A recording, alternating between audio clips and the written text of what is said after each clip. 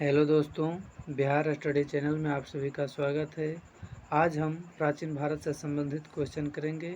इससे पहले हम एक वीडियो बना चुके हैं, इसका लिंक डिस्क्रिप्शन में डाल देंगे। चलिए इस क्वेश्चन को करते हैं। कालीबंगा। कालीबंगा का जो अर्थ है वह काले रंग की चूड़ियाँ है। कालीबंगा का अर्थ क्या है? काले रंग की चूड़ियाँ है। अग्निकुंड प्राप्त हुए। अग्निकुंड जो प्राप्त हुए कहाँ से? लोथल या कालीबंगा से। अग्निकुंड का जो साक्ष्य हमको मिलता था वो कहाँ से? लोथल या कालीबंगा से। घोड़े की हड्डी के अवशेष, तो घोड़े के जो हड्डी के अवशेष थे वह सुरकोटदा से मिला। कहाँ से? सुरकोटदा से। सुरकोटदा से मिला। घोड़े के अवशेष कहाँ से मिला? सुरकोटदा से मिला। सिंधु सभ्यता की सबसे बड़ी इमारत जो है वह कौन सी है? तो मोहनजोदड़ो से प्राप्त अन्नागार। कौन सा? मोहनजोदड़ो से जो प्राप्त अन्नागार वह सबसे बड़ा इमारत है। इसका खोज जो है 1922 में किया गया है। मोहनजोदड़ो की खोज राखालदास बनर्जी ने की थी। राखालदास बनर्जी ने क्या मोहनजोदड़ो की जो खोज किया था वो किसने किया था? राखालदास बनर्जी ने। मोहनजोदड़ो का अर्थ है मृतकों का टीला। मोहनजोदड़ो का अर्थ क्या है? मृतकों का टीला। नर्तकी की कांस्य मूर्ति मिली। कहाँ मिली? तो मोहनजोदड़ो से मिली। मोहनजोदड़ो से जो है नर्तकी की कांस्य मूर्ति मिली। मोहनजोदड़ो है पाकिस्तान के सिंध प्रांत में। मोहनजोदड़ो जो है पाकिस्तान के सिंध प्रांत में लरकाना ज़िले में सिंधु नदी के तट पर है। मोहनजोदड़ो से जो प्राप्त स्मारक है वह बृहद स्नानागार है। क्या है? बृहद स्नानागार। मेसोपोटामिया, जो कि आधुनिक नाम इसका इराक है, इसका अर्थ है दो नदियों के बीच की भूमि। मेसोपोटामिया का अर्थ क्या है? दो नदियों के बीच की भूमि। वैदिक सभ्यता काल, तो वैदिक सभ्यता काल जो है 1500 से 600 ईसा पूर्व है। 1500 से 600 ईसा पूर्व। वैदिक सभ्यता का निर्माता या संस्थापक किसे कहा जाता है? आर्य को कहा जाता है। वैदिक जो सभ्यता है उसका निर्माता या संस्थापक आर्य को कहा जाता है। आर्यों की जानकारी मिलती है ऋग्वेद से मिलती है। आर्यों की जानकारी कहाँ से मिलती है? ऋग्वेद से मिलती है। ऋग्वेद से मिलती है। ऋग्वैदिक काल में आजीवन अविवाहित रहने वाली महिलाओं को कहा जाता था। यानी कि ऋग्वैदिक काल में जो आजीवन अविवाहित रहने वाली जो महिला थी उसको क्या कहा जाता था? तो अमाजू कहा जाता था। क्या? अमाजू। आर्य भारत आए। आर्य भारत कब आए? 1500 ईसा पूर्व से पहले। 1500 ईसा पूर्व से पहले आर्य जो है भारत आए थे। आर्य पहले बसे पंजाब एवं अफगानिस्तान में। देखिए 1500 ईसा पूर्व से पहले जो आर्य भारत आए थे तो सबसे पहले कहाँ बसे थे? पंजाब एवं अफगानिस्तान में। कहाँ? पंजाब एवं अफगानिस्तान में। पंजाब एवं अफगानिस्तान में। आर्यों का मूल निवास स्थान मध्य एशिया था। आर्यों का जो मूल निवास स्थान था वह क्या था? मध्य एशिया था। आर्यों का मुख्य व्यवसाय क्या है? पशुपालन एवं कृषि। जो आर्यों का जो मुख्य व्यवसाय था वो क्या था? पशुपालन एवं कृषि था। आर्यों की भाषा या पेय पदार्थ थी क्या? तो देखिए आर्यों की भाषा जो थी वो संस्कृत थी और पेय पदार्थ जो थी वह सोमरस थी। क्या थी? आर्यों की भाषा बोलेगा तो संस्कृत हो जाएगा और पेय पदार्थ बोलेगा तो सोमरस हो जाएगा। यानी कि पीने वाला कोई पदार्थ हुआ सोमरस था। आर्यों का प्रिय पशु या देवता थे। तो देखिए प्रिय पशु कहेगा तो घोड़ा हो जाएगा और प्रिय देवता कहेगा तो इंद्र हो जाएगा। आर्यों का प्रिय पशु घोड़ा, आर्यों का प्रिय देवता इंद्र हो जाएगा। आर्यों का समाज था पितृ प्रधान समाज था। आर्यों का जो समाज था कैसा समाज था? पितृ प्रधान समाज था। वेदों व वेदांगों की संख्या, तो देखो वेदों की संख्या क्रमशः 4 है और वेदांगों की संख्या 6 है। अगर कह देगा उपनिषदों की संख्या कितना है तो 108 है। उपनिषदों की संख्या कितनी है? तो 108 है।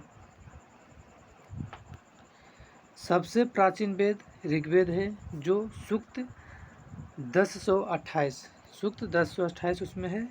जो ऋग्वेद है उसमें कितने सूक्त हैं? तो 1028 सूक्त हैं।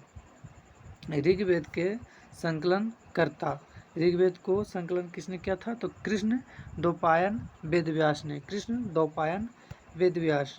ऋग्वेद में ऋचाओं को पढ़ने वाले ऋषि, यानी कि ऋग्वेद ऋचाओं को पढ़ने वाले ऋषि कौन थी? होत्री। होत्री जो थी वह ऋग्वेद ऋचाओं को पढ़ने वाले ऋषि थे। ऋग्वेद में सर्वाधिक बार वर्णित नदी, तो देखिए ऋग्वेद जो था उसमें सबसे अधिक बार किस नदी का वर्णन किया गया? तो सिंधु नदी का वर्णन किया गया, सिंधु नदी का।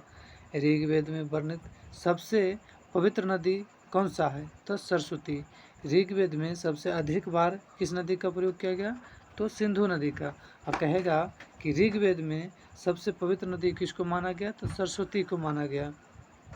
ऋग्वेद में गंगा का उल्लेख 1 बार है और यमुना का उल्लेख 3 बार किया गया है। यानी कि जो ऋग्वेद है उसमें सबसे अधिक किस नदी का वर्णन? सिंधु नदी का वर्णन।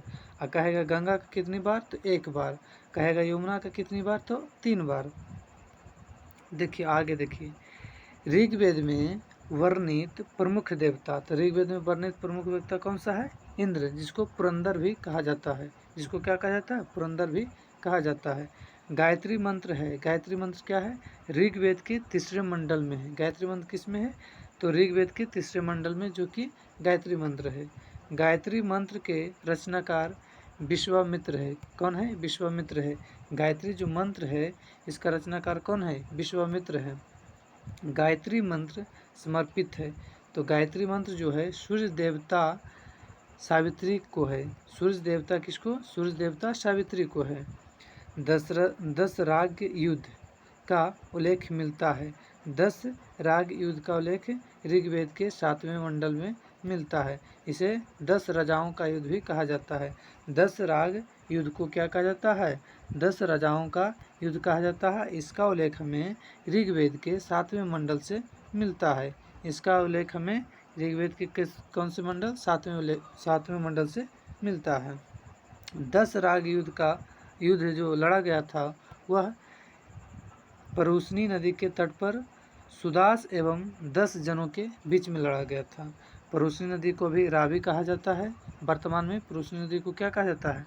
रावी नदी कहा जाता है। किनके बीच युद्ध हुआ था?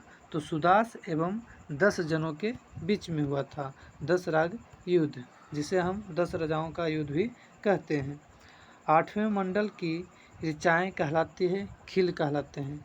8वें मंडल की जो ऋचाएँ हैं ये क्या कहलाते हैं? तो खिल कहलाते हैं। सोम देवता को समर्पित मंडल है 9वां मंडल, यानी कि जो सोम देवता है उसको कौन सा मंडल जो समर्पित है? तो 9वां मंडल समर्पित है। ऋग्वेद में सबसे बाद निर्मित मंडल कौन सा है? 10वां मंडल। तो ऋग्वेद में टोटल 10 मंडल थे, इसलिए सबसे बाद यानी कि अंतिम मंडल कौन सा हो गया? 10वां मंडल हो गया। ऋग्वेद की कुल लिपि थी, मूल लिपि थी, ऋग्वेद की मूल लिपि थी ब्राह्मी लिपि। कैसी लिपि थी? तो ऋग्वेद की जो लिपि थी वह ब्राह्मी लिपि थी।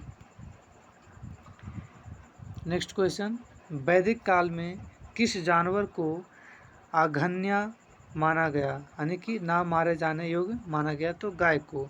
जो वैदिक काल था उसमें गाय को ना मारे जाने योग्य माना गया था। उत्तर वैदिक काल के संबंध में जानकारी मिलती है। तो उत्तर वैदिक काल के संबंध में जो जानकारी मिलती है सामवेद, यजुर्वेद, अथर्ववेद से मिलती है। उत्तर वैदिक काल का जो हमको संबंध जो मिलता है वो किन से मिलता है? सामवेद से मिलता है, यजुर्वेद से मिलता है और अथर्ववेद से भी मिलता है। गोत्र शब्द की उत्पत्ति उत्तर वैदिक काल में किया गया था। गोत्र शब्द की उत्पत्ति किसमें किया गया था? उत्तर वैदिक काल में।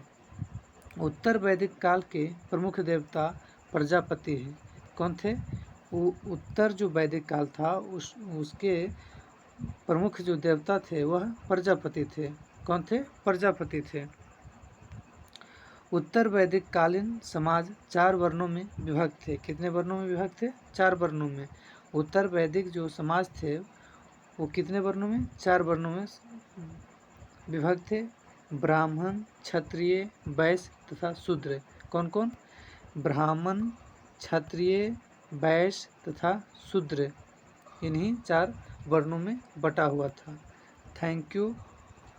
अगर यह वीडियो आपको अच्छा लगा तो like and share and subscribe करें।